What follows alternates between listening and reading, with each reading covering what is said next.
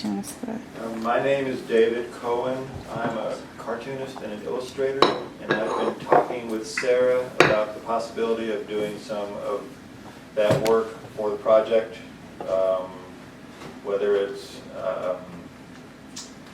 illustrations possibly for a web page, or whether it's some kind of comic that illustrates something that the foundation is doing, or even some kind of inspirational illustration to spread around once you get to Rwanda. So at the moment, I'm not planning on going, but that could change at some point in the future. And I'm from Asheville. Thanks, Stephen. And David brought us the gorilla energy today. No.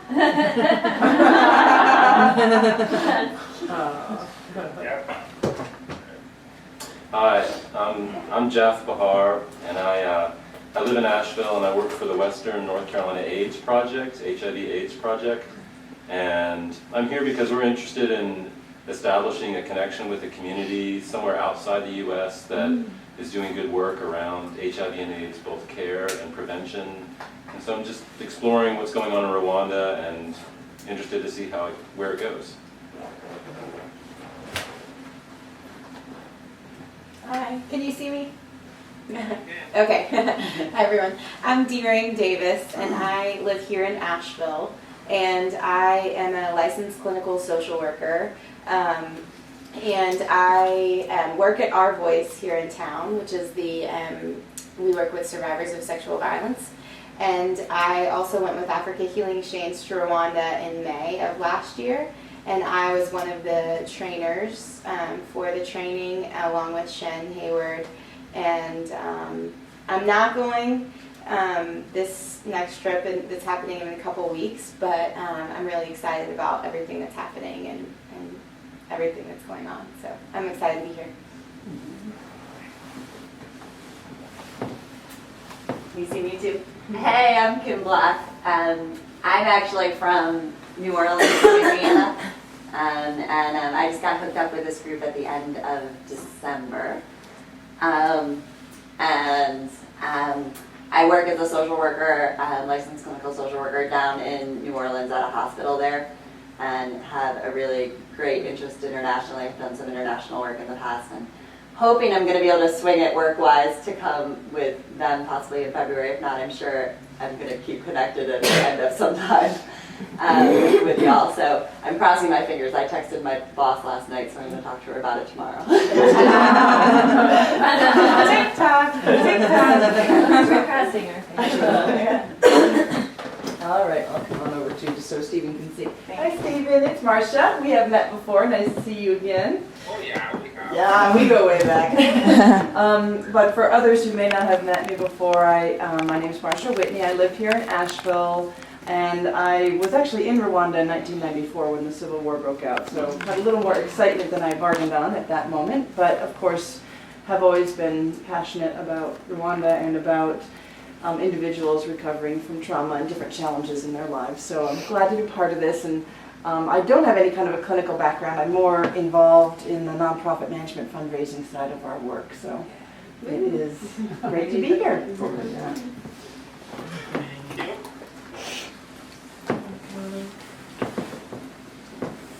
Hi. You can see yourself.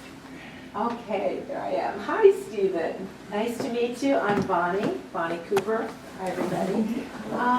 This is only my second meeting with this group, but I am very, very drawn to the work that you're doing, and I have a background also as a clinical social worker in practice for over 30 years, and just really believe that in the world we need this work. We need it everywhere, and just beginning to get a feeling for what is happening with the organization in Rwanda, and very interested in getting a taste of the training and then seeing where I can take it in my own life and with the organization. Thanks. Next up. Or down. Good morning, Stephen. Eva Nagel. And I'm here in Asheville from upstate New York, not too far from Boston, where I get fairly often. So I'll have to come visit you. Yep, please do. Okay, I will. I'm going on the trip in 2 weeks, 3 weeks. And I'm very excited about that. I'm a psychotherapist in Saratoga and Schenectady, New York, and been working with the trauma training work that we're going to be bringing to Rwanda this time. Thanks. Hi, Stephen. I'm Lori Streifel. I met you here at Lynn's house a couple years ago with your family. Yeah, so I'm just really interested in this project. I'm also a licensed clinical social worker, and I'm sometime going to go to Rwanda. I don't know when that's going to be. I'm just really interested in this work and in Maybe supporting. in summer. Okay. And what? Maybe in the summer. Yeah. Stephen, Stephen will be there. Stephen will be there this summer. You will. Oh, you'll be there. You'll be there this Hey, Stephen, I'm Lynn, and I miss you. I have a place for you. It's all warm, and your breakfast is there, everything ready for you. I'm sorry you didn't make it. Well, maybe that because Amy was a little mad because she wanted to see you and instead of That's right. Next time. That's why I didn't make it because she was like, at least I said I would come and see her next time. Great. Well, I'm sorry you didn't make it, and I was just doing everything just to affirm that you would be here, and you're here now this way, so that's the way it is. But anyway, thank you, Stephen. Thank you. Yeah, thank you. Got one more. Hi, Stephen. It's Mary Lynn. I'm the one that was texting you at 5:30 this morning. I fell asleep last night, and then I woke up this morning, and I was like, oh, I wonder if he texted me, and I saw that you had. I'm also a licensed clinical social worker, and I'm one of the master trainers for the community resiliency model, and really excited to have the opportunity to go to Rwanda to teach folks this model to use in the country with each other, and however it ends up being disseminated with folks. And I'm just really excited about the opportunity today to learn from you and to get your input about what you feel like, the little bit that you'll get to know about the model, how you feel like we can apply it in a way that's culturally appropriate. So, thank you. Well, thank you. Thank you, everyone. Even though we've got all this technology, I'm not using flip charts or anything today. I don't think you feel free to take your own notes. And the sort of rough agenda is I would love to touch on CRM briefly before we get started and just get a brief overview of that model for those people who aren't participating in this training that we have going on. And then do a brief grounding exercise, and I'm going to ask that someone who's been going through the CRM training the past couple of days lead that session. So either Eva, Mary Lynn, or Lynn, or Kimberly. And then we'll get on with Stephen's content, and that'll take us to a lunch break.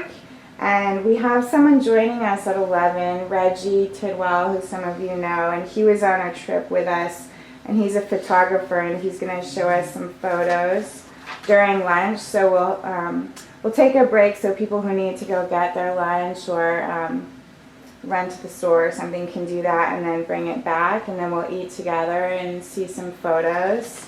Can you hear me okay, Stephen? Well, am I going to eat together too? I hope you'll eat with us. We're getting 9 Mile. And then we'll come back together with more content from you, Stephen, if that works for you. Yep, yeah. And I know it can take more energy to communicate and present through technology, so I just want to be mindful of that. If you need to take a break at any time, Stephen, just let us know, and we can discuss other things during that time. Okay, sounds good. And we'll close by 2:00. I think that'll be enough time. And we can even close earlier and then just have discussion. We'll just see how it goes. Well, yeah, they allowed me to check out next week, so Okay. I can have an extra time to check out. Okay, good. Yeah. All right, great. Marilyn, are you comfortable giving a brief overview for a few people here who aren't as familiar with CRM? Thanks. Oh, sure. So, how brief would you like me to be? Well, 5-10 minutes? yeah, Something like 5-10 that. minutes. Okay. And then I think at the end we can talk more about with Stephen about asking him specific questions we might have on implementing it in culturally appropriate ways. Okay. So the community resiliency model is a biological model that looks at how our nervous system, our autonomic nervous system, is affected by stress and trauma. And it is a set of 6 wellness skills that teach people who become dysregulated in the autonomic nervous system how to get back into what we call the resilient zone. So it was originally developed by some women who had been trained in a model that's called somatic experiencing, which is a really in-depth trauma reprocessing model. It takes 3 years to learn. It's a lot of practice, a lot of supervision, and a lot of money. And when they had started reaching out into the international community to do disaster relief work, the women that developed the trauma resiliency model and the community resiliency model had gone on a trip to Thailand after the tsunami, and were trying to help folks that were dysregulated from that, and realized that while the model, the somatic experiencing, can really help people, it can only help a few people. It can only help the people the individuals that they worked with, directly. So there wasn't any kind of leaving this model with anybody there to continue the work. It was all about just who we touch when we get there, and then if we can go back. And that was about it. And so they started thinking, well, is there some way that we can distill this model and other similar models into a really teachable model to leave with the people? And to leave, first they were thinking just with clinicians, and not necessarily mental health clinicians, because a lot of these places don't have mental health clinicians, but even maybe doctors and nurses and the people that were doing disaster relief work. And so they started developing the trauma resiliency model, which is the model that's for mental health professionals. But then realized that still that's not really enough, because after spending time in the Central Plateau in Haiti after the earthquakes there, they realized that there's often one clinician or one mental health person for 60,000 people, and there's just not, it's not a model that's going to be able to affect a lot of people. And so they distilled it further into what's become the community resiliency model, which is this is the model that we're taking with us and what we've been learning these past 2 days. And it's really just a set of 6 wellness skills, like I mentioned, that help you re-regulate your nervous system, which is what gets out of whack when you've had trauma, chronic stress, extreme stress. The way that I teach it like in a gas and brake pedal analogy. So you can when you get into a situation when you perceive that your life is in danger, you mobilize your survival response, which we know as fight or flight. And it's like the gas pedal in your nervous system getting floored. So all of this energy goes into the system to allow you to fight harder or run faster than at any other time in your life. But when you can't do that, which is often the case in situations of war, attack, natural disasters, children with adults, car accidents, that's the one that I use as an example, but you often can't fight or flee. And a lot of things that happen to us in our lives. And so there's another state that we go into that's called a free state. And it's a protective state and it's a survival state, but it also can help usher us into the next part of our existence, maybe into death in a way that's not as horrific as we might think, because it's there's a huge endorphin dump that happens in this state. And endorphins are our natural sort of morphine, or endomorphines, endogenous morphine. So it's like it's a self-anesthetizing state, so that if we're wounded or if we are going to die, then we don't feel the pain as intensely. It's like Mother Nature's way of taking care of us. We talk about the elegant design. But it's also, it's the state that we call playing dead in animals, or we call it playing possum here in the South. And it's protective in that often a predatory animal, their instinct to kill is based on movement. And so if the animal is no longer moving, they may actually lose interest and leave. And so there's a possibility that you can survive through going into a freeze state. The experience, the perceptual experience of it is of being detached, being outside of your body, like you're watching something happen. It feels really surreal. If you've ever experienced this too, it might feel like things slow down and everything's happening in slow motion in a freeze state. And so if you go into a freeze and you survive the freeze state, then what should happen is that when your being recognizes that you've survived and that you're safe, then you start to discharge that energy. And often, and what we see most often in animals anyway when we watch, is that they start to shake. They actually shake to discharge that energy that would have been discharged in the fight or the flight, right? So that it didn't get discharged. It needs to get discharged out of the system. And if it doesn't get discharged, then it stays in the system. And that's where that's the dysregulation. And so you can get stuck on high, which is like the gas pedal floored all the time, and there's too much energy in your system. You can't settle down. You can't calm. You can't sleep. Oftentimes people who are having problems with insomnia is because their gas pedal is on. There's too much energy. They're hyperactive or hypervigilant. You might startle really easily, or not be able to sit still, have a sense that something bad is about to happen, so feeling edgy or on edge, or irritable, angry, panicky, even manic type of behavior when people get really wound up and excited and they just keep winding up and it gets them knocked out of what we call that resilient zone again. So you can get stuck on high or you can get stuck on low, and stuck on low is like the brake pedal dominant, too much brake. So there's not enough energy in the system to get up and go, to do the things that you need to do, to interact with your people, to help you feel better, to wash your hair, to take care of yourself.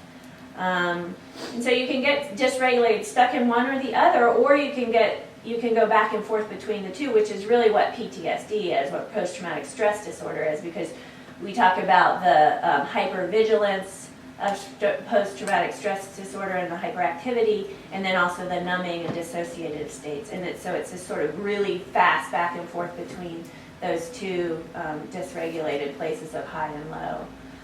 And so again, what we're trying to do, where we want to be ideally, is in our resilient zone. And when we're there, we're functioning at our best capacity. There's this nice flow between the gas and brake pedal. It's a balance. It's like a nice rhythmic wave-like pattern. And our brain is online in a way that we're able to think about our options if we're faced with some sort of challenge, so we can make decisions based on a rational thought process. It's like, if you think about it, it's just like you have the whole variety of options that are available to you. You know what they are, and you can think through them, and you can choose what to do based on a rational thought process. When you're stuck on high or stuck on low or just out of your resilient zone, that's limited in some way. So it may be really narrow, or it may be just more narrow. So like when I'm more stressed, I have less options available, or I'm aware of less options to me. And so, again, the skills are about getting people back into the resilient zone.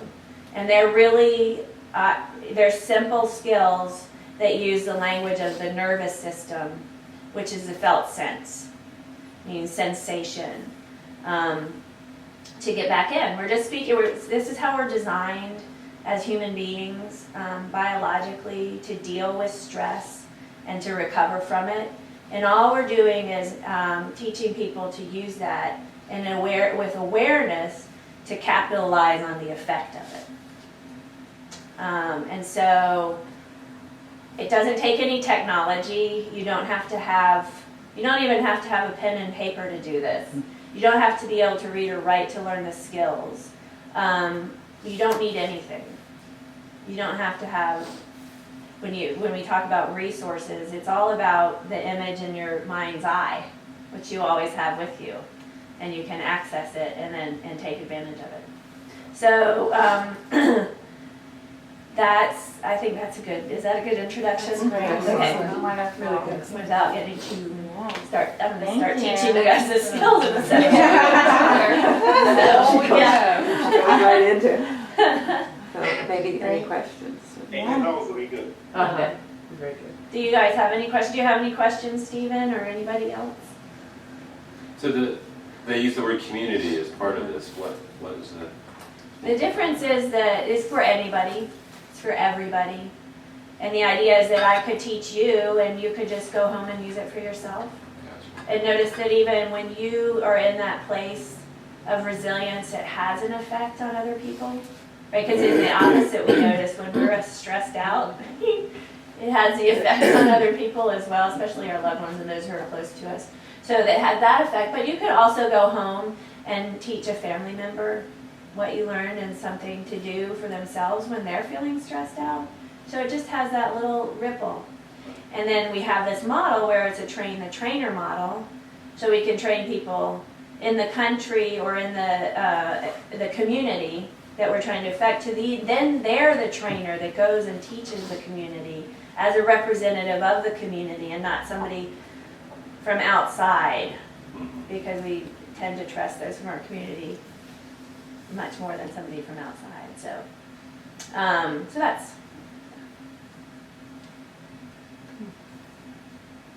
Anyone else have questions? You can ask one question, please. Yeah. So it seems like this can be adapted as like a kind of like a part of their daily life, like a coping skill they can use. Absolutely. Yes. Yes. It's a set of skills, and there's some that are a little bit more dominant or powerful, really, that we use a lot, and it's something you can use all the time. All the time. And you don't have to stop your life to use it. You can be standing in line at the grocery store and notice that you're getting bumped out of your resilient zone and just use a resource or ground yourself in the moment without having to lose attention to what's happening around you and just settle. So.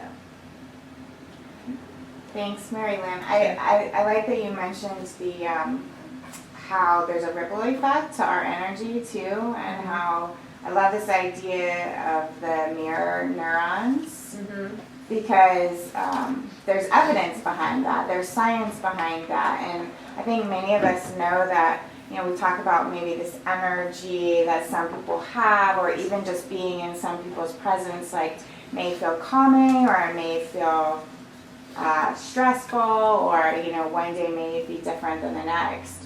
So I can certainly see that with my son. Like he mirrors back to me what frame of mind I'm in, and it's so obvious with kids.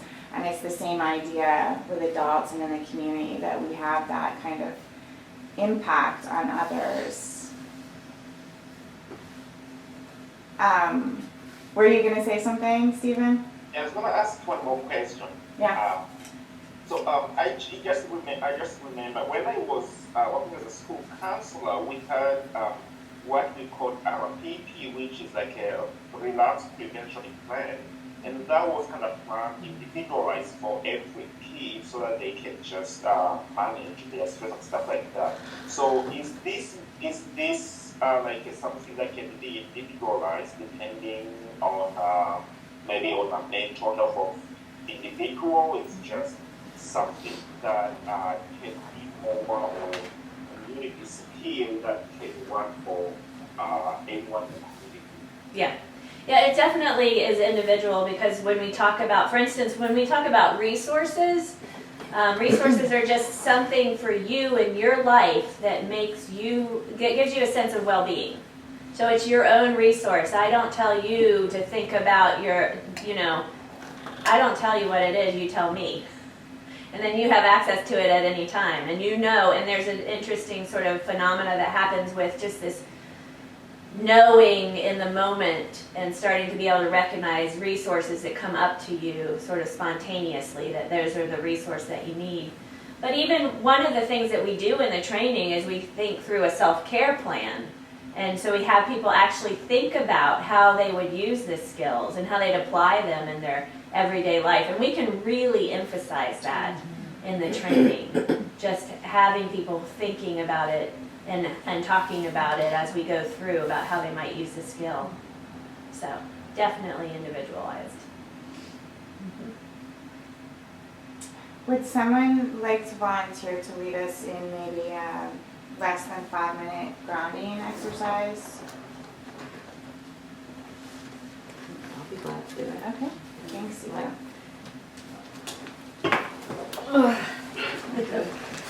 Different position.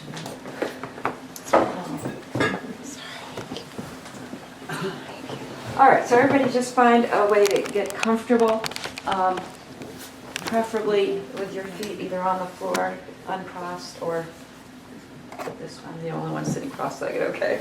No, you're good, right? You have a pillow back there, okay? Okay. Are you comfortable, Stephen? Yep. Okay. All right. So this is one of the components of the CRIM method, and we don't always teach this first, but probably some people in here are familiar with meditation or mindfulness, I would guess. This is a little bit different, but and actually has in some mindfulness training programs they're using this first. Some of these are these techniques because we'll talk about that later. But anyway, so all right, so just find a position that you can be comfortable in for a few minutes, and you could start by noticing your feet on the ground, and just notice the rug, the floor under your feet. Just pay attention. We're talking always when we're doing grounding about sensation. So in the language of sensation, just notice the pressure, the weight of your feet on the ground. And then you might notice your knees bent, resting against the chair perhaps, and the back of your legs and your bottom being supported by the chair or the couch.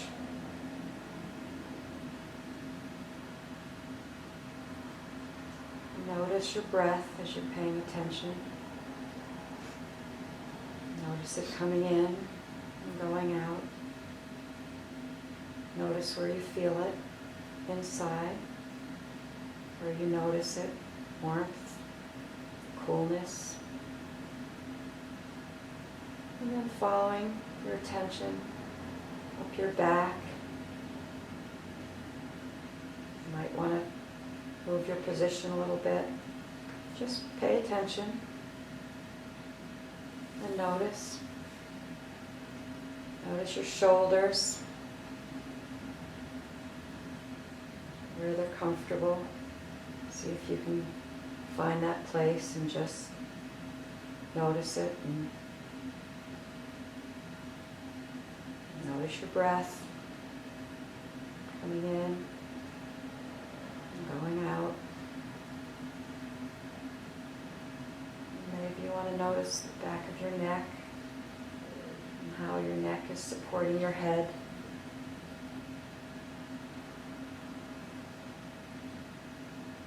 And just take the time to notice it. And then inside, just noticing your heartbeat. Is it still going fast? Maybe it's slowed down a little bit. Maybe you're taking a deeper breath, or not. Just notice.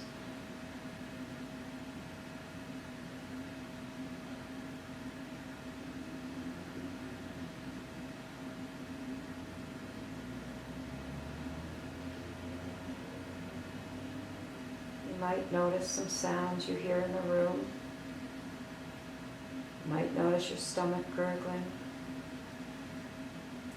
Just notice it.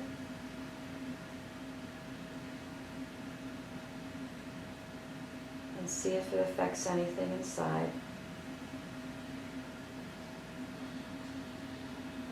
You might be aware of the person next to you.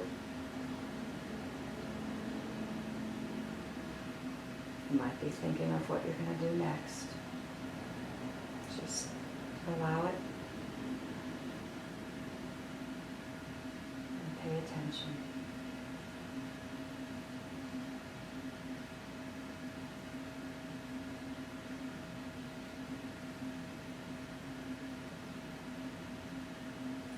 And if there's a place that's a little tight or discomfort, just notice it and see if you can move to a place that's more comfortable, that has a little less tension, a little less discomfort. And pay attention to that place a little extra. Maybe your feet are comfortable on the floor.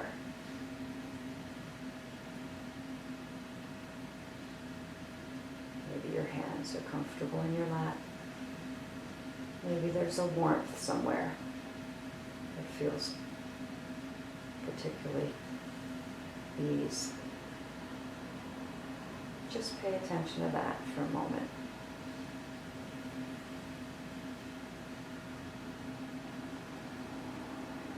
And notice your breath.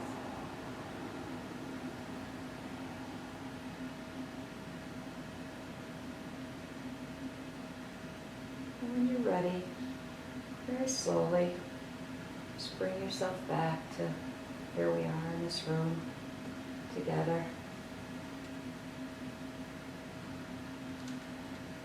Feeling comfortable and ready to do whatever's next.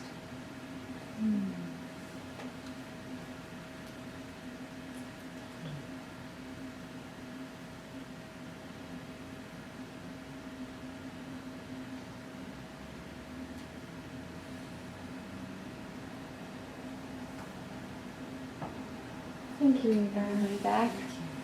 Now, if we were working with this skill in the training and teaching people, we would be talking to the person as we were doing it and finding out, so if I was working with you, you would tell me what you were noticing inside and, where something was not working and where it was. So it would be a give and take if we were working one-on-one or even in a group. So that you find out how you can actually work with this with yourself or with someone else, to focus on and work with the sensations that are pleasant or at least neutral. You don't have to be great; they can be just neutral. And so we would notice, because how can you not notice if my shoulder is really bothering me today? But then we would move to somewhere that maybe even just the tip of my finger that has less tension or discomfort in it, and would focus on that for a little while. So, yeah, I'm probably, am I talking too softly, Stephen? Can you hear? I'm sorry, I'll try. Yeah. Okay. Thank you. Yeah. Is everyone feeling present and a little bit more relaxed? I know I do. Stephen, would you like to get started with your content? Well, so are you going to go ahead and introduce me, please? Yes. Yes. So, Stephen Nsengiyumva and I met. You can pronounce my last name? Yeah, brownie points. You did? You did? Stephen and I met maybe 4 years ago now. 3.5 years ago. We have a mutual friend, Bethany Maller, and Bethany's older sister and I went to high school together in New Hampshire. And Bethany and Stephen worked together in Rwanda at Friends Peace House, and Stephen was doing peace and reconciliation work, counseling with youth, and had moved to the U.S. When we met. And Stephen is one of our founding steering committee members. So when I started Africa Healing Exchange on paper, before we were actively doing any program work, Stephen was one of the first people that I reached out to get feedback and to help do research and program design. So Stephen's been with us from really the beginning, in different ways, different capacities. And Stephen comes from Rwanda. His family is from the Western Province. Many of his family members are involved in the coffee farming business. And Stephen has more degrees than I think I can even count. Dr. Nsengiyumva, as of this year, right? Bless you. Congratulations. And Stephen's been studying and working and raising 2 young children. He's married to Amy, who is also here in Asheville a couple years ago. I don't know how you find the time for everything. And I would love to hear, maybe I missed something, but please tell us what your different degrees are, because you put so much work into them. Okay, so background education is school teacher in Rwanda. So most of my education is in a theological field and religion. So I did religious studies, did biblical theology, and did ministry and counseling and adult focusing on leadership. And right now I am doing international development and conflict studies. So I'm basically doing a dual program right now at Rwanda. So I'm trying to combine faith, development, and religion, and business studies.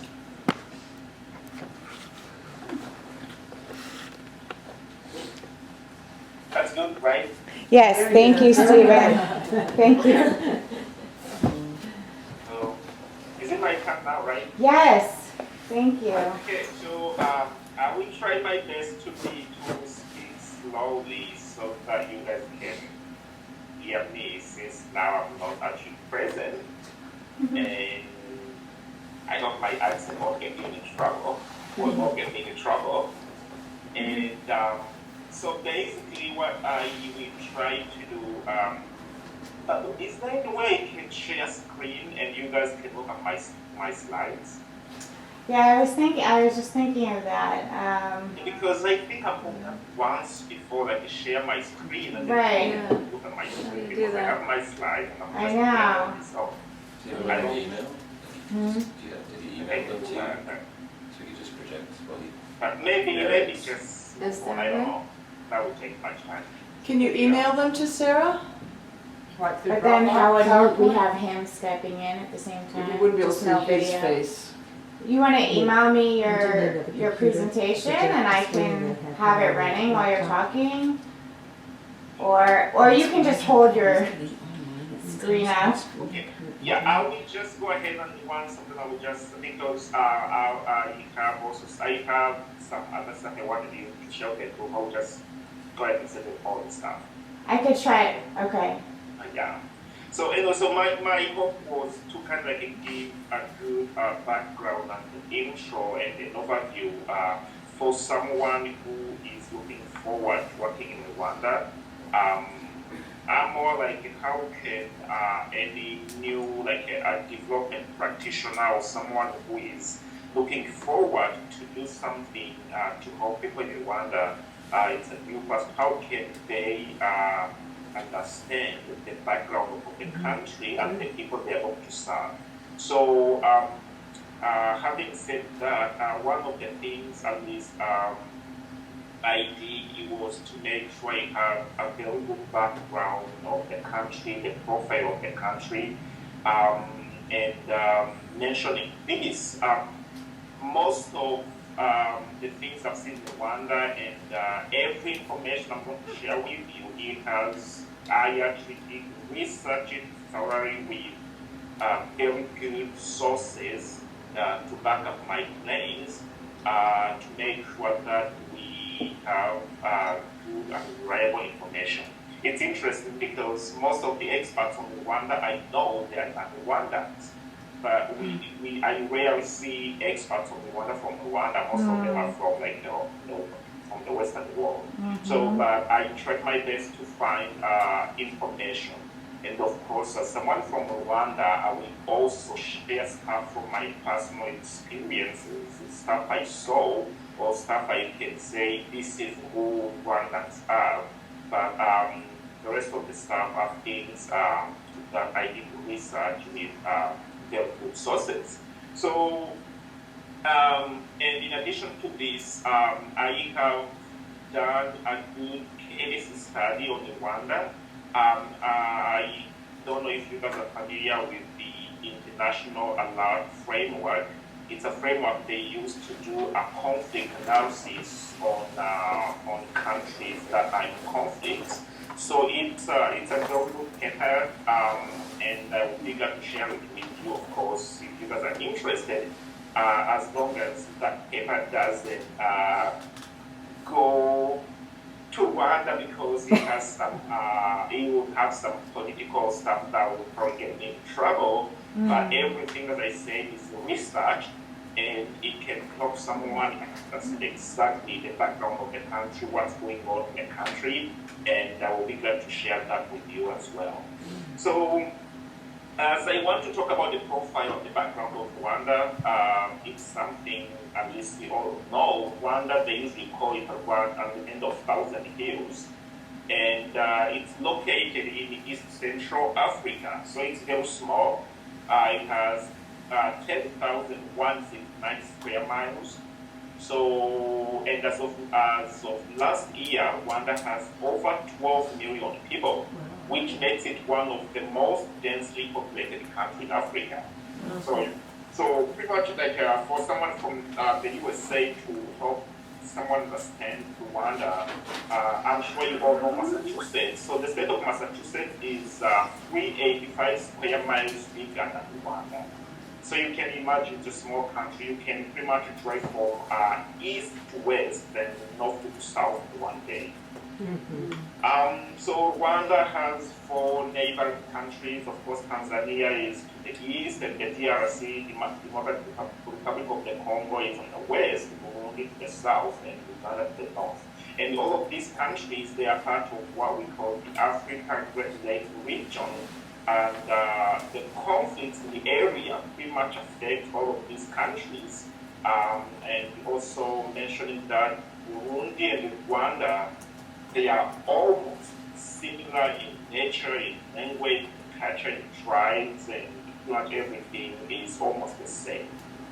And so now, even before I would say I will go into something that has to do with Rwandan culture and how it can affect any work development practitioners are doing, I do that, especially in many developing countries, more so Rwanda, every aspect of our communities, you go to economics, you go to education, you go to socio-cultural context, it's like every aspect of our community is politicized. And in that case, it's not easy to look at those aspects without looking at the political background and how politics affects other aspects of life. It's hard because you go to Rwanda, you go to talk to someone from a private sector, you find it's somehow connected to politics, and sometimes it's confusing because everything you're doing, even people who are coming to Rwanda to start, for instance, like new churches or those kind of stuff, they find themselves trapped into politics. things. And it's always hard for people to find out exactly how they can move on with their new NGOs or how they can move on with their new humanitarian things. So, and that's why to be able to grasp, to understand the background of Rwanda, I will briefly go ahead and give a very brief political context, and then we go ahead and link it to the cultural background.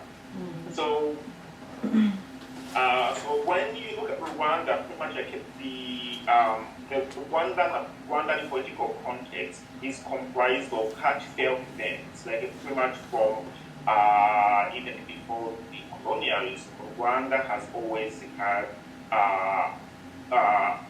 Rwandan politics has always been events that involve like deaths, like a bloodshed, actually until the 1994 genocide. So if I would just go back to the historical background, and from the 1300s and 1600s, that's when actually they say during this time, that's when Tutsi came to Rwanda, away to what was known as Rwanda today, and they found the Hutu and Twa people who were already living there. So I just want to remind you that Rwanda is comprised of like a Hutu, Tutsi, and Twa, which I will mention as we move on, which is not to be mentioned in Rwanda anymore, but at least in the 1300s, Twa people were those who were living in Rwanda, and then Hutu came, and then Tutsis came as the third group of people to live in Rwanda. So Hutu, they were mainly farmers, and their socio-economic system was based on small-scale agriculture, so that's what they did, was farming and owning land. And then what happened in the 15th and 16th centuries, Tutsis, they initiated a traditional political domination which was based on monarchy. So at this time, there was an agricultural system and also a political system, and Tutsi were more into political side, and Hutu, they were just like concerned with like farming and just like raising crops. So now what happened? Tutsi holding political power, their relationship with Hutus developed into what we call patron-client relationship. So it's known as what we call in Kinyarwanda, ubuhake. So ubuhake is a Kinyarwanda word that means because Tutsis were holding political power, Hutus were allowed to actually work for Tutsis, and they would actually gain some stuff from Hutus. For instance, a Hutu peasant would earn a cow in return, then he would have to make himself available to work for his patron. So this developed like this, and there was no conflict that they were really fine, and there was no conflict at this time between Hutus and Tutsis. So in the 1800s, that was almost a half century later, there was no conflict at all. And that's when we see the king of Rwanda, his name is Kigeli. He established a unified state with an organized military structure, and that's when actually the political system was officially initiated. And in 1858, John Hennings was actually the first officer from the British Indian Army who visited Rwanda. So he was the very first European to come and visit Rwanda. So about like 1890, Rwanda became a part of German East Africa. So that's when the Europeans started occupying the land. And then in the 1916, the Norwegian forces occupied Rwanda. So the 1923, the Tutsi monarch had been well established. And this time, until the whole history of Rwanda, we always had, all the kings had been Tutsis. There had never been a Hutu king. So, and then what happened, Belgium, they granted the League of Nations mandate to govern Rwanda and Burundi. So Rwanda and Burundi were connected, and both of them, Burundi and Rwanda, they were actually the Belgium, they were ruling both countries through Tutsi kings. So that's the same thing, Rwanda and Burundi, they had never been a Hutu king. So then in 1946, Rwanda, Burundi, they became UN trustee, a territory under the governance of the region. So pretty much the region were just like controlling the whole area, and still Tutsis were holding political power. So if you go, you come, like as I'm trying to come to the current events, you come to 1957, there were no public records of ethnic conflicts until 1957. So, however, when in this year, something happened whereby we have the first outward, like the first explicit of conflicts between these two tribes, whereby a guy called Kayibanda Gregoire, he was actually the first, he was one of the Hutu chiefs by then who was able to work with Tutsis. They had what they called the Hutu Manifesto, and this time they were like, we do not want to do Ubuhake anymore. Ubuhake now was the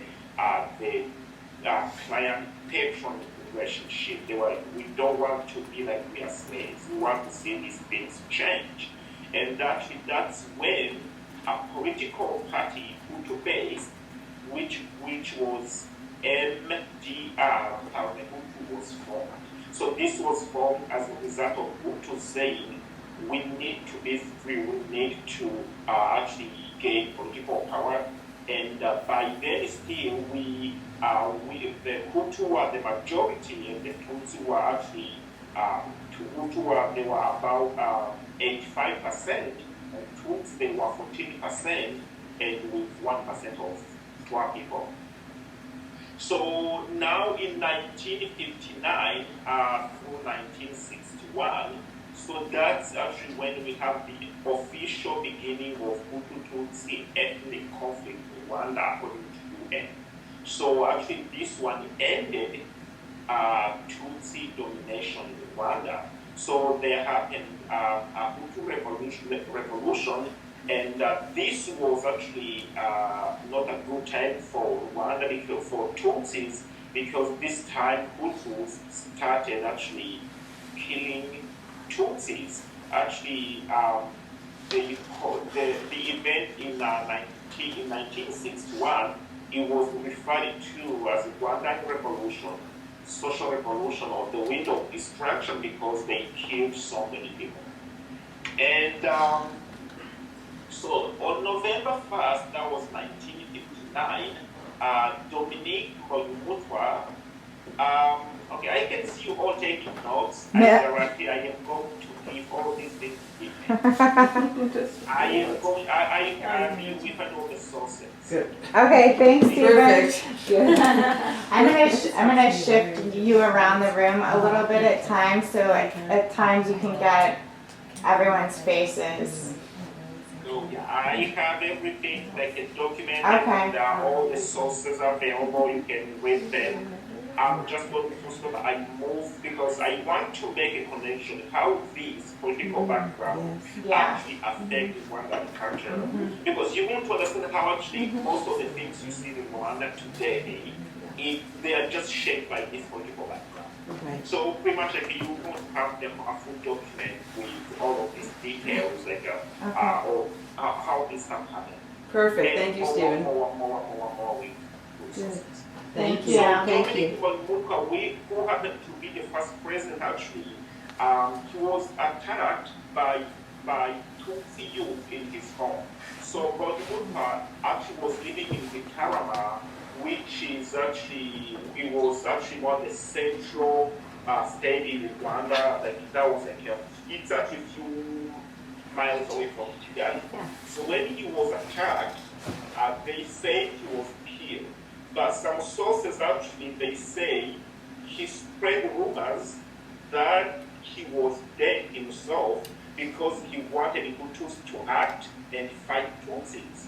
So some writers say he went and hid himself in the house, and then his Hutu fellas, they thought, well, he was our leader, he is one of the chief we had, so if he's dead, that's not acceptable. So Hutus, they reacted, actually started like houses, and violence broke, and actually this violence escalated in mass murdering. So actually this is when the UN officially, 1959, 1961, they declared the official beginning of ethnic background in Rwanda. And some sources I mentioned, they say this guy in purposely claiming that he's spreading rumors that he was dead. But the truth is, though, he was attacked by this Tutsi. We don't see how he survived, but the claim he was dead was actually something that spread that made many people die. So there is that happened that Kigeri V, the king, without the Tutsis, they were forced into exile in Uganda following the Hutu-Tutsi conflict. So Tutsis in Rwanda, actually, they believe over 100,000 people were murdered, and they estimate that about 150,000 Tutsis fled to Burundi. So you will see in my notes the number 1,000 Tutsis being murdered.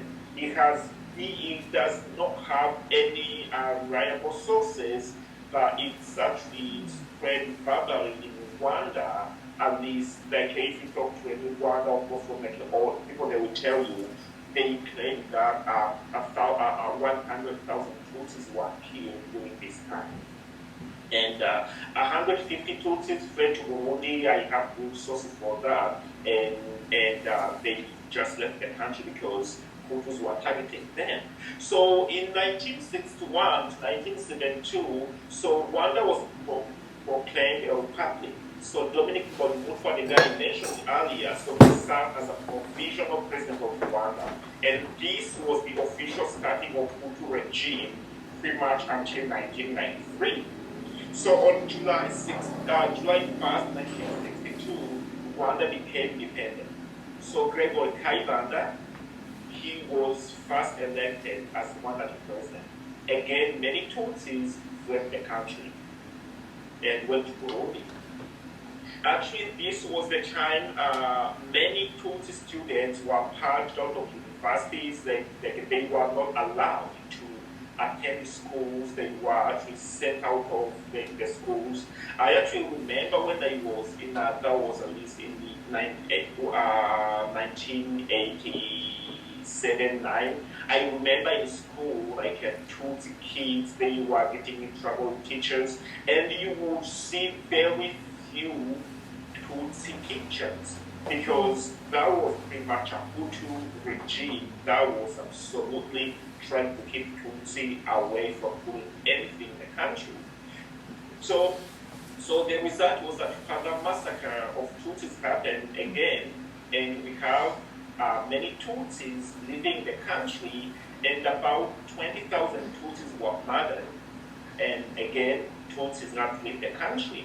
And now you can imagine when Tutsis leaving the country, that this can give you an idea when we talk about the RPF, the current government. You can even have an idea of what they went through until they organized themselves in 1990 to attack Rwanda. So that you can have an idea of how much they suffered. And that's why many Tutsis in Rwanda, when we talk about the genocide, for them, they don't think the genocide was just in 1994. They go way back in history. They say, no, the genocide started way earlier. It's not just something that happened in 1984. So again, like as I said, Tutsis were being killed and Tutsi students were purged out of universities, and most political positions were held by Hutus. So in 1973, President Juvenal Habyarimana, he actually ousted, he just took over, said Kayibanda was ousted, and Habyarimana took power in the military coup.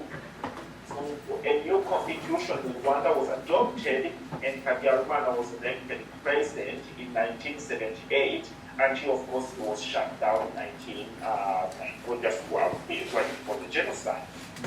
So this was actually the official beginning of the real Hutu-dominated government.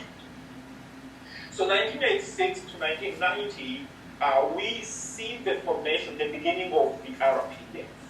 So a big number of Tutsis, of course, they went to Uganda, they went to Burundi, and more so, a bigger number of them, they became victorious troops in Uganda. As probably many of you know, our Rwandan current president, Paul Kagame, he was an officer in the Ugandan army. So this when they actually formed the RPF, and they were ready to attack Rwanda. So, and I guess you can imagine with a Hutu dominant government in Rwanda, and they know they are being attacked by a Tutsi rebel group from out of the country. You can imagine how much Tutsis inside the country were going through. And that's actually because people don't connect this with our cultural background. One of the things I'm going to talk about, when you look at, for instance, women culture, especially between us, even here in the United States, we tend to lie to one another. We tend to kind of feel like things are good, things are okay, and yet they are not, because there has been this ongoing tension between Hutus and Tutsis, and with most of us in Rwanda being very introspective, that stays within. A good example is a couple months ago at Brandeis University, one of the professors, he's doing some mediation work in Rwanda.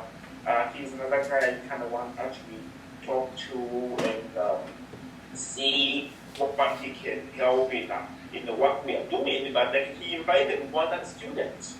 So I actually took my wife with me and went there at his house. He's originally from actually the region, and he's a European guy. So he wanted to bring Rwandans who go to Rwanda is because President Kagame usually, when he comes to the Boston areas, he goes to visit Harvard and parts of Rwanda and speak there. And he wanted to hear from Rwandans, hey, how do you guys think we can solve issues in Rwanda, stuff like that? And I was surprised to see how the tension between students is there on the table.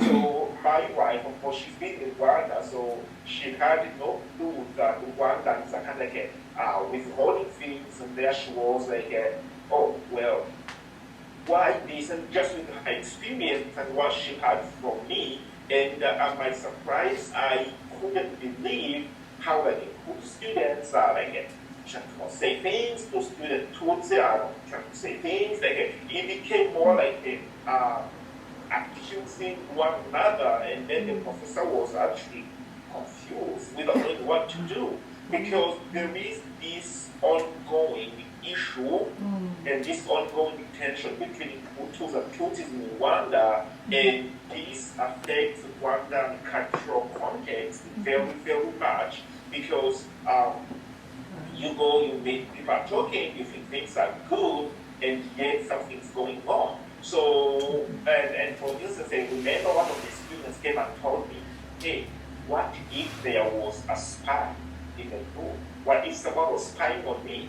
And so all things like that. And that's why, like, when I do, like, stuff like this, when I write papers like this, I just try my best to, I'm going to do an academic paper, I'm going to just do something that is, that's reliable as far as research-wise, but some of the things I write, I not kind of like present them to Rwanda because, or to some people from Rwanda because they will actually cause trouble.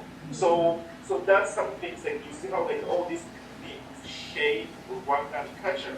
So now, like you ask how of course 1994 the genocide. Stephen, sorry to interrupt. We have a quick question. Yeah. Deering. I wanted to know, in that situation that you were talking about with the professor inviting the students, Yeah. how did everyone know that what they assumed were Hutus and Tutsis? Was it because they assumed because of physical features, or was it when people started talking, then they assumed? So the truth is somehow you can, people from Rwanda, you can, with physical features, yes, you can tell sometimes, not always, but you can, probably 85%, I can tell someone is a Hutu. Yeah, you can, but sometimes, like, I find myself confused, not knowing exactly what someone's tribe is, because as you asking, like in Rwanda, unlike, for instance, Uganda and Tanzania and Congo, those people, someone's name will tell you their tribe, because they have tribal names, they have tribal languages, and they even have like tribal names. Like if it's a name, like let's say it's Chikuyu, they will have their own name. If it's Maasai, they have their own name. So in Rwanda, we don't. In 1959, there was a time they were having like Hutu names and Hutu names, but with the conflicts that disappeared with intermarriages, you're not gonna know like this name is a Hutu or Tutsi. There is no Hutu land, as you all know. Those who to Rwanda, there is no Tutsi or Twale. But somehow people know, and then when you're talking, for instance, if I talk with someone about the political background, stuff like that, you can probably tell, well, is either this and this, but as we also come further to explain that, you want to even see the conflict in Rwanda, even the culture, even goes beyond ethnic backgrounds. But when people from Rwanda meet, yes, somehow we can know what's what. So it's never discussed, but people know when they meet each other almost instantaneously. That's one of the challenges, and that's one of the issues we are having today, because we keep having genocide-related organizations that are emphasizing genocide. And by the way, the government of Rwanda says Tutsi genocide. The UN and many other people, they say Rwandan genocide. So the question comes because as of now, and I will mention this, we have what we call Rwanda policy. Rwanda policy means I am Rwanda. So there isn't such a thing as Hutu tribe. So it's not mentioned, which is about what we are going to discuss culture-wise. You're not going to go to Rwanda and ask someone their tribes, because that is not mentioned anymore in Rwanda. But when you come to the United States, or where people can express their voices, they know tribes are there, even though we don't discuss it. Thank you. And Stephen, yeah, this is so important, and I mean, I find myself confused at times in group settings in Rwanda where I start to sense there's some tribal or ethnic issues at play, but it's not being spoken about. So, and I'm sure we'll get to this, and maybe later on we can talk about if things were to come up even at the university setting, in groups where we know there are both Hutus and Tutsis, there are both survivors and non-survivors in the same group. It's important for us to have all this in mind, even though it's not outwardly discussed. And I think, and also there's so many children or young adults and adults now who have been born from one Tutsi parent and one Hutu parent.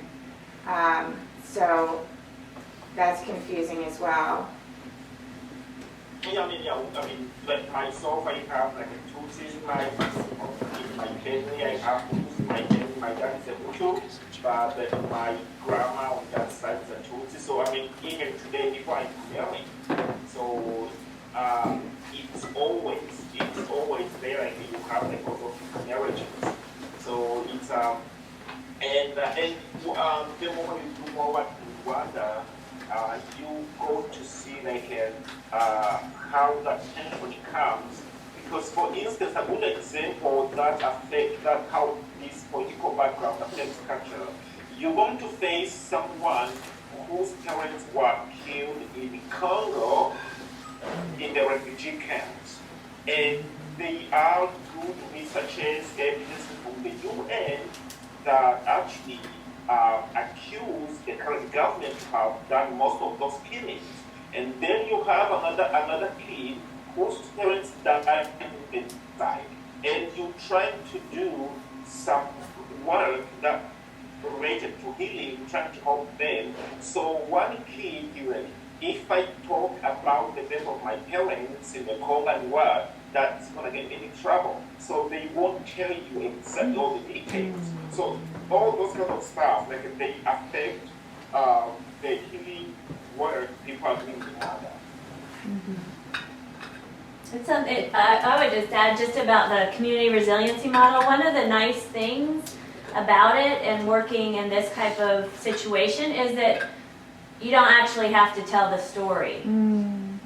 You can actually, we can just work with people and what's coming up for them in the level of sensation in their body, and using the skills to get them back into the resilient zone. And so if the story itself, telling it in front of other people, would cause problems or conflict, then we don't have to do that. We don't have to go there. In fact, we try not to. We don't have to. It's not really trauma reprocessing. It's just about knowing how, when you get bumped out of your resilient zone by a trigger, it could be a memory or something that reminds you, or you're not even aware of it, that you can come back into your resilient zone and then be able to function and carry on your life without having the effect of the trauma dictate how you lead your life in a negative way. So actually, that's probably going to be a question that will come for you here. So, because I like what you mentioned, you say pretty much for the skill here, you say you don't need a pen, you don't need a pen, you just need the skill. But the question here is though, so what about those people who already have, who are wounded inside, who are dying to speak out? So who on the other side, they are feeling like a sense of injustice because they feel like, for instance, from those who read my paper, a good example is here. We have a UN guy who was military in Rwanda.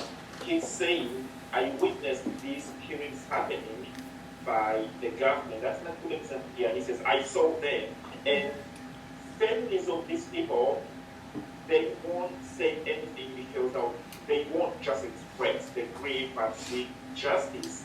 On the other side, they are seeing other people who are seeking justice, who are actually expressing their grief. Right. So do you think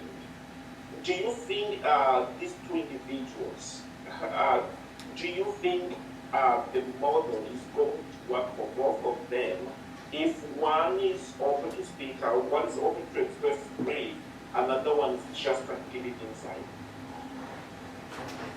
I think it definitely has the potential for doing that, and then maybe allowing I mean, in the moment where you're in a context where you can't speak out, we can still deal with the sensation and the symptoms that arise because of it.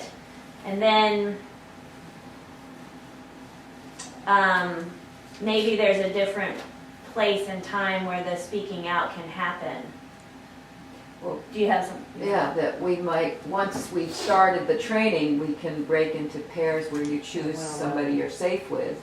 That's one way. I mean, there are other ways. I think we can come up with a lot of ways, but I think it's really important that we are aware of this and don't. Because at the friend's base house, we actually we used to do a model that like the sensation, and what would happen during that silence, people would burst out, people would break out actually and talk and yell and speak out what happened and what they saw and stuff like that. And I don't know if that ever happens with this, but I saw like people actually like when we are all silent, we are all like concentrating on what's going on, and then all of a sudden you find like someone speaking out, someone like passing like, oh, this is what happened. So, and as I'm saying, with these people, some of them cannot see themselves doing something like that. Yeah, I think we'll be able to work with it, but we'll go slow. I think we'll be careful, but do you have any suggestions for how to work with it? Well, not really. I mean, I know, just from the little you've heard of the model. yeah, and because I feel like I'm in love with the model because like as I was going up with this, because we need a model that anyone can actually use. Yeah. Because some of the models people use in Rwanda, they are models that require people who have like a psychological background, people who have like an educational background, and we need a model that everyone can adapt and use it.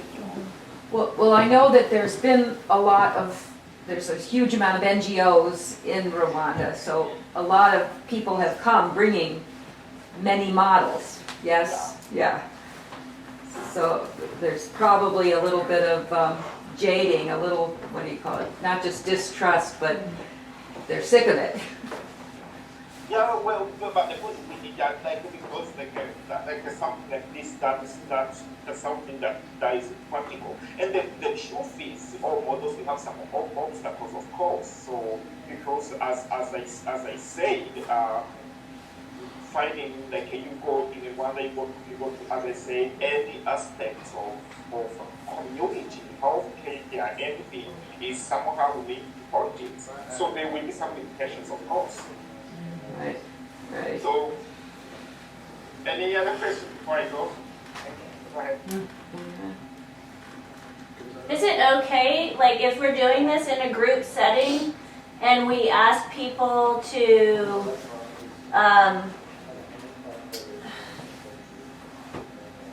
pick somebody that they feel safe with? Would that be not okay to ask? Well, that's good, and on the other side, it might bring some suspicions because, of course, the group you want to have all tribes, you want to have people from all those backgrounds, and what happens if you actually choose to put them together yourself? Anyone will come in front. And if you have them go to the same need, you will actually see correctly how tribes and background plays a huge role in that. Absolutely, as someone who is a genocide survivor who was involved in the genocide, then we go to someone of like same experience, same groups. And someone who's trying to adapt them over, then we go to someone of the spectrum who share the same background. So, yeah. Is that okay? Yeah. Is it okay to do that? Yes, it is, but I don't know how to implement it though. How it would what? How to implement it. How it would be effective? Yeah. Well, I was thinking that in that time when they're in a group and they're doing some of the work, if somebody needs to tell their story and they're with a group that they feel safe talking out, that would be effective in that way. But Stephen, I don't I know. think the first group that we're going to be training will be the students. And so I'm hoping that they're psychology students and hopefully graduate students, so maybe they can help us with some of this before we take it on to other regions. Yeah, I agree. I think like if you ask them, I mean those are some of them are professionals. Right. If you ask them to, okay, someone you feel comfortable with, they will definitely be someone they can talk to, someone they can, openly speak to. Right, okay. Yeah, definitely they will do that. And maybe the classmates, since they're classmates, they can do that in the classroom when we're working with them. Yeah. Okay, thank you. Yeah, so more questions then? Any more questions? I wonder about just even saying, if you're saying somebody you're safe with, that would be different from somebody you're comfortable with. Yeah, I was thinking someone you could work with. Hmm? It kind of broke up, I didn't catch what you said. Oh, the difference, the difference between saying safe, because that's such a loaded term, particularly in a country like Rwanda. And so, so maybe you'd already said that, but just as somebody that you're comfortable or that you feel like you can work with. As far as the invitation, it seems to me that might be more appropriate. Yeah. What do you think? Yeah, I think that makes more sense because if say safe as you're saying, which is a huge term in Rwanda, safe is someone you feel comfortable with. You could even say, let's divide into groups and you can see how they themselves choose where they go. Yeah. But it's obvious they will just go to someone they feel comfortable with. And not even say it. Yeah. Yeah, they will just think like Yeah. Well, and Stephen, you brought to my attention before too the importance of, like, if we use the word like safe, it could immediately bring to mind the opposite of that, which is unsafe, which might refer to violence. So we have to be careful about even using the positive term, right? Yeah. Like we've used words like even emotional safety with seeking safety didn't translate.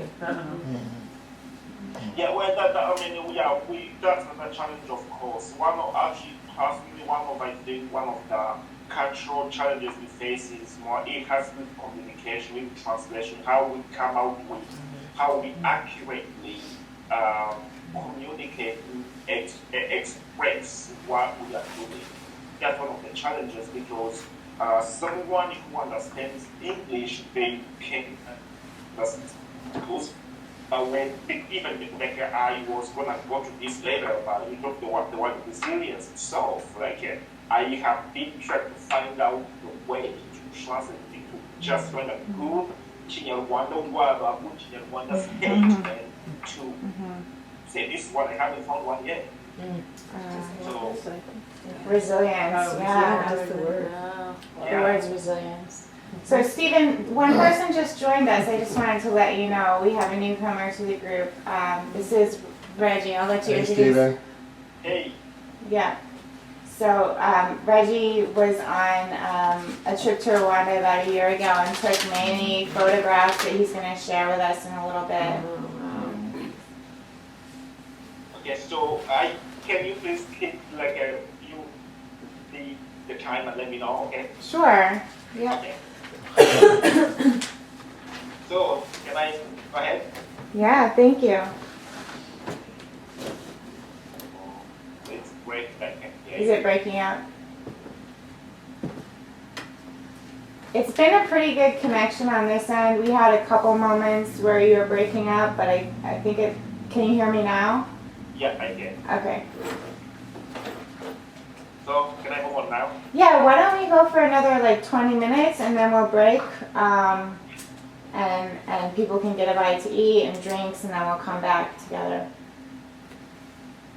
Okay, so So the next thing that was gonna pretty much bring me to the cultural thing I want to talk about and how politics are affected, and how politics is a bigger part of it is the genocide. So of course the genocide is the climax of Rwanda ethnic conflict. President Habyarimana and the Burundian president, they were killed after their plane was shot. Like they were coming from Tanzania. So many people today, they believe this was the trigger of the genocide in Rwanda, and of course there are some opposing views that say whether the plane was shot or not, the genocide was going to happen. But as of now, this is believed to be the trigger of the genocide in Rwanda.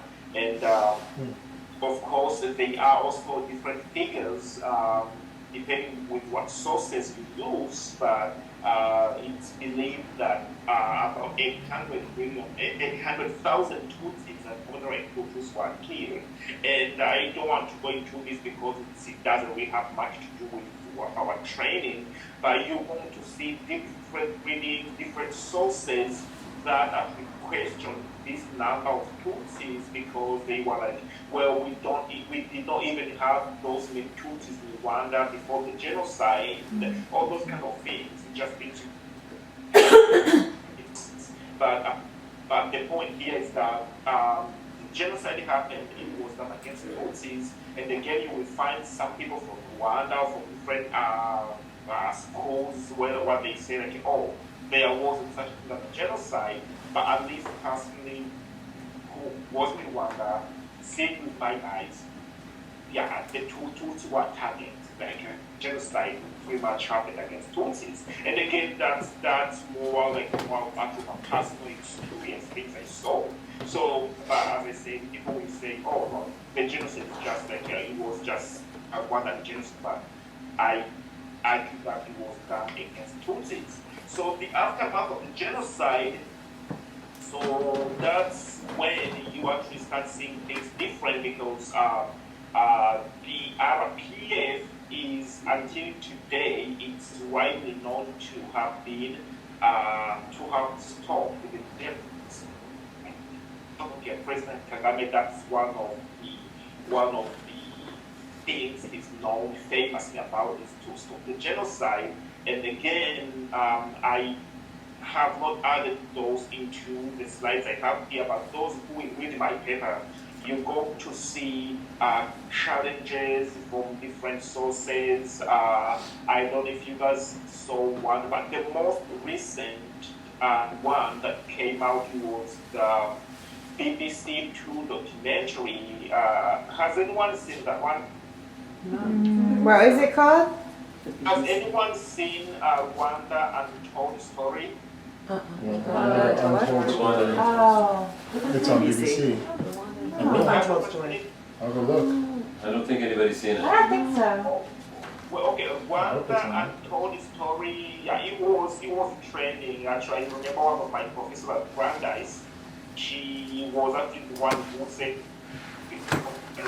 one of the newest, probably the most reliable documentary on Rwanda. And Rwanda Untold Story, it was actually it aired on BBC 2. It's a documentary that says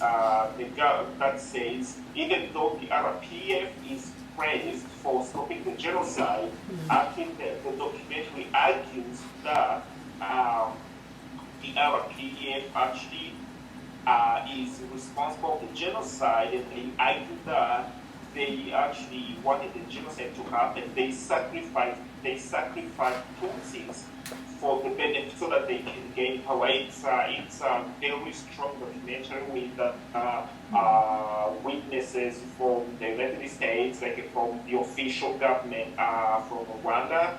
And as of now, actually, BBC, the Kinyarwanda version of BBC, the documentary was released. BBC was found in Rwanda. It doesn't broadcast in Rwanda.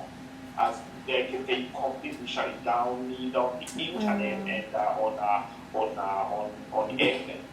So, but the documentary is pretty much like challenging the international community that sees the RPF as a hero for some of the genocide. So it's something you guys can look up and watch. President now. Oh, Stephen, you broke up for a minute. Did you say it was in the Kinyarwandan version was banned from Rwanda? The documentary, it was on BBC Two, and that resulted in BBC Kinyarwanda version was banned in Rwanda. It was out until today. It doesn't broadcast anymore in Rwanda.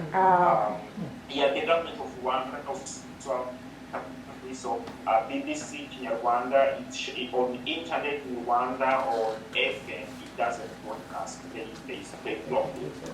So you can see that documentary online. It's called Rwanda Untold Story. Okay. I think that brings up a good point. Maybe you're going to touch on this. I know it's a delicate, sensitive issue, and I know that we wouldn't want to speak publicly about this in Rwanda, but to keep in mind that a lot of the information coming out of Rwanda is monitored, and even though we know it's a democratic nation, the information and the media sources are controlled.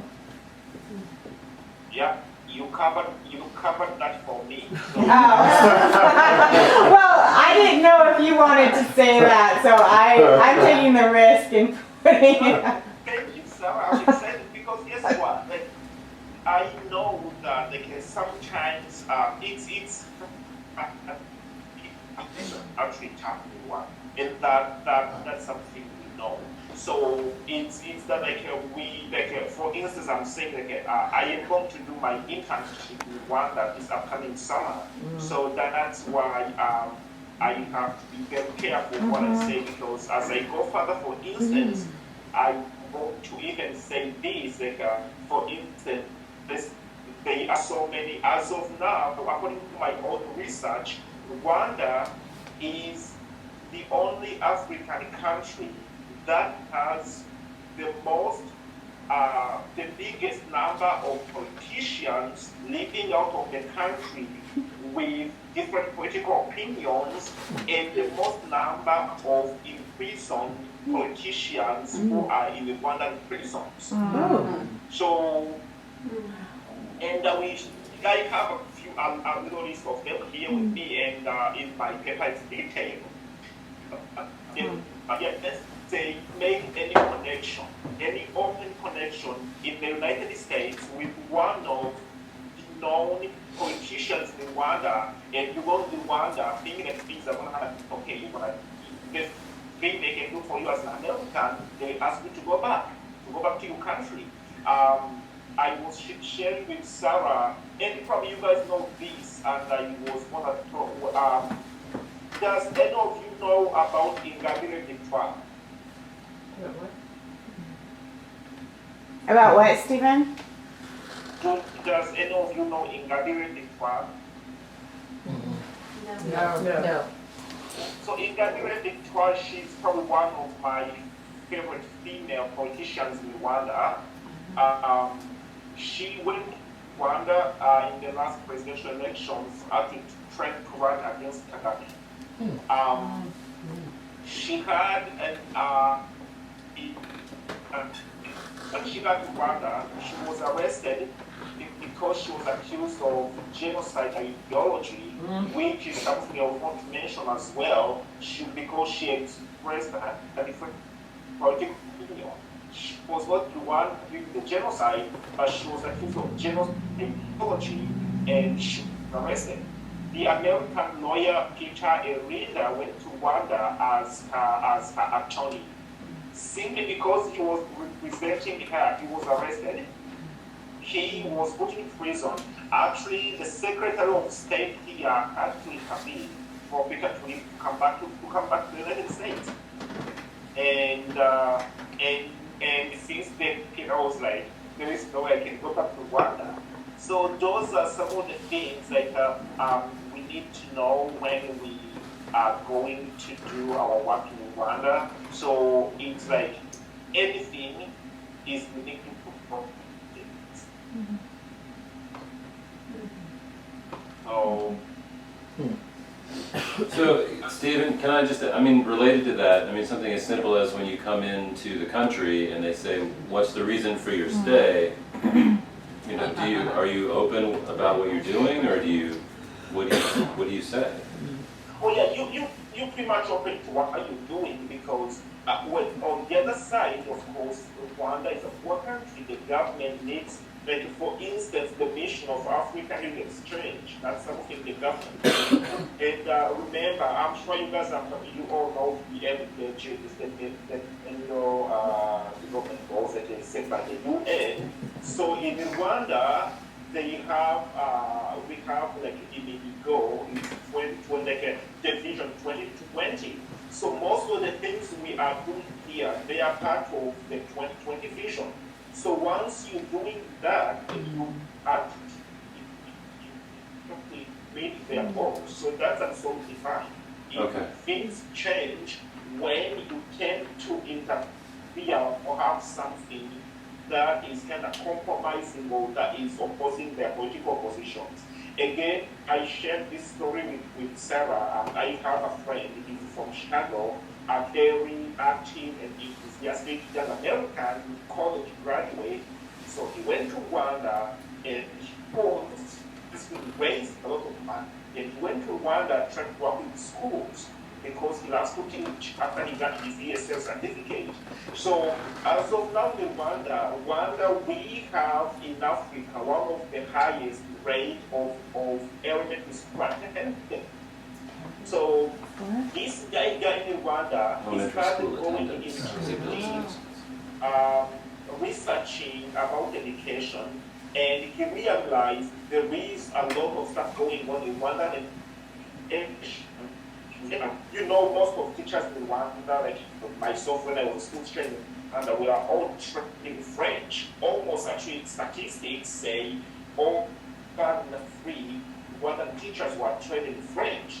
And then all of a sudden the government made a switch whereby English has to be educational language in all schools. So here we have French speaking teachers who are supposed to be teaching in English. And so this young man, he was like, how in the world can someone teach in English even though they don't even know some of the mathematical terms in English? How can they teach English? So he started shouting, writing some papers, and he was arrested for that. So the whole thing is you just like see things and you kind of like ignore them or just try to stay within what you're doing. But anything that would be opposing, that would similar to gets you in trouble. So Stephen, one thing that came up that you helped me to see, I'm going to use this real life example of one of our trips. We were in the Western Province, and we were hearing stories from people that there were problems with housing. So many survivors had been promised housing after the genocide and they weren't getting it. And many of the homes have been marked to be torn down, and then people have to rebuild using certain material and certain guidelines, but they don't have the money to rebuild in that way. So there's a great crisis for housing and homelessness. And so I think I started sharing that this was a growing problem, and maybe even posting something on Facebook. And Stephen was so great to point out to me that this is not something that we can share, because it's indirectly criticizing the government, maybe even directly, but I just was so caught up. We were there in Rwanda, and I was so caught up with this story and all these personal things that were being shared that I wanted people to know, like, this is not something that we're hearing about, and for good reason. We're not hearing about it because the government wants people to think everyone's being taken care of. So in our work, although we fall under the guidelines of Vision 2020, we also have to be careful about how, if we can't make it seem like the situation is too bad, because if it seems too bad, then we're also criticizing the government. We're saying the government's not taking care of its people. You know, when we went last time, we covered up the book that said Seeking Safety. You know, you just don't want to have things laying around or use words that are threatening politically. Yeah, and there's this really like delicate dance with being of service while also being appreciative and honoring the initiatives that are already being done from the top down, even though we know some of those aren't sustainable. Yeah. Could somebody else post something like that that's not on the ground in Rwanda and is not working with the organization? I mean, It's like you could say, hey, post this for me. Like I what kind of repercussions are there gonna be for that person? mean, we want to be neutral in terms of our politics and government affiliations, and whenever possible go under the radar, but be really transparent at the same time. Right. And I don't want to be paranoid, but I also know there's always a chance that someone may be checking our emails or on the phone lines, and that's just part of it's part of the culture, right? Yeah. Hmm. Okay, so. Okay, Jeff has another question. Okay. So shifting to like away from politics a bit, quite a lot. Did you want to do that first? Is there any consideration when they're doing the group sessions around mixing genders Yeah. or keeping them separate in terms of just culturally? Does that come into play? So as of now, actually, that's one of the things that I think the government of Rwanda has done really good is actually gender balancing for working with. That's one of the great things the government has done. As of now, I mean, I haven't been to Rwanda for 7 years now, but I'm trying to keep myself informed. As of now, women involved in all groups that will do any trans women are pretty much equally represented men. So there is, as of now, there is no issues like having women and men in the same group, or having women speak, or having women train men. Even I could see even at the French Speaks House, sometimes women from the be shy or feel like they are not comfortable speaking in front of men.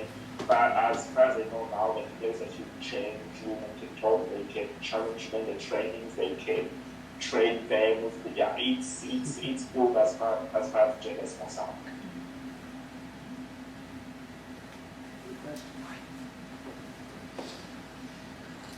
Thanks, Stephen. Why don't we take about 5 more minutes and then we'll break? Yeah, Unless you think this is. Question for me, or you want me to go ahead? Would you like to take a break now, or would you like to go another 5 minutes? Well, you guys are the audience, so you decide. We're the audience, so we decide. Okay. Was there more than he wanted to say? How much do? Why don't you continue and tell us when you feel like there's a good stopping break? I mean, I feel like we're really engaged right now, but I'm sure some people are getting hungry. So, if you find a good stopping break, then if you're going to shift. Okay, I actually think we can stop now because pretty much the political background is over. So we're gonna just start from the aftermath of the genocide, just go into those cultural differences, stuff like that. So we can break now. Okay. Yeah. Thank you. Thank you. Thanks, Stephen. Okay, so when we come back. So why don't we take 45 minutes? We're going to look at some